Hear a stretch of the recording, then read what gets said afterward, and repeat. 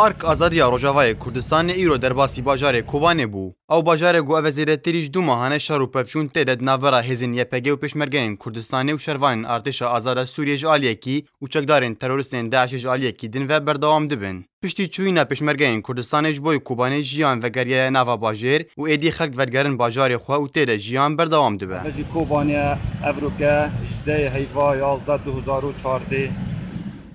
جالیه کدین و هزین پشمرگین کردستانی و هزینی پگه به هفره پلانانج بو ایریش کرنه لسر پگه هن داعش داتینن و لسر روشا شریا ایرو و هاش آرکیره دبیجن. مایدو روجا شرقی گلکی قرص وزور قرص بسر هزین سر رژیم داعش مکریه و مشیا آگیره که گلکی باش با حوالت خویت یا پکه تعمیم کن پریاوی آگیری واج شاینه پیشوچونت گلک باش برین و شبیدی ورا تقریبا 16 جنازه لپیت حوالت یا پکه دایلا چکه یه گل ذخیره خود لپیت حواله داخلها و مشکوش خودی تعالی امگهش نهنده که مزیان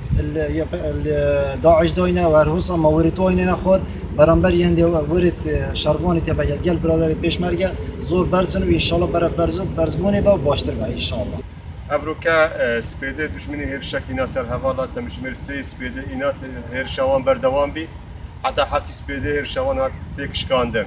و چهار ترمت وانا جکتنا دستت حواله و ساعت دوی پشتی نیوروژک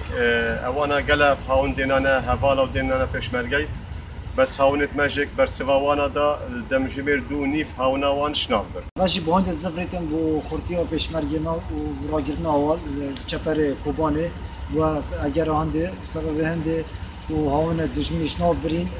عدد تویفا و دساوا ذخیره و همیش شناف بریا و انشالله ده بردوام بن اف هرشتن بین سروا و انشالله روز بروجه برف سرکفنی پتر دی بین. هف قله انشالله دم سری نیفکا داعش کردن بزنا خودی. پشمرگه کی کردستانی چوینا آرکش بوی کوبانه در فتکه دید گوسلاون خواد ریا آرکیره بشینج مالباتا خوره. هست بخیراتنا تلفزیون زاگروس برنامج آرکم افریقا کوبانه حاضر بی 19 11 2014 از طریق برنامج تلفزیون زاگروس خلاص خود گیم مالباتا فا و بچیکت فا و خیزان فا و باب فا و دیگا فا و گلک خلاص نجی بو اهل کردستان هنو و رزو خلاص نجی بو سروک مسعود بارزانی هنو.